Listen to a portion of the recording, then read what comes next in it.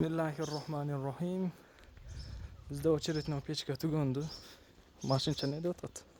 Если что.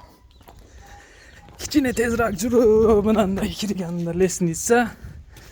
Bizda menanday cho'ng xul to'sib oladi. Ha biz menanday sonon qilib pechkani jasab bitdik.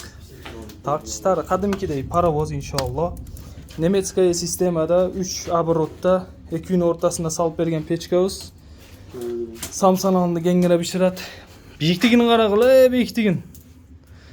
Sapsem o.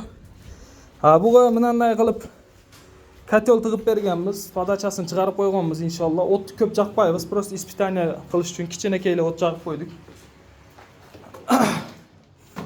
Ha bizda yumush shunday kotelni qo'yib turib, tudabratka podachasini chiqarib beramiz. U yog'ini svarchik montaj qilib olish kerak bo'lib qoladi.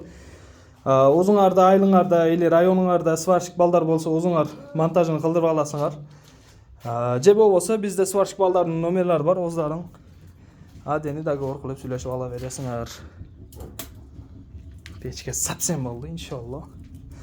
Hozir ham menday dushga radiator chiqarayotgan. Imniyaqda bir komnatasi bor ekan, o'sha yoqda radiator qo'yayotgan inshaalloh. Ammo holda inshaalloh ushul pechkani o'zi jonla jiltib qo'yaveradi.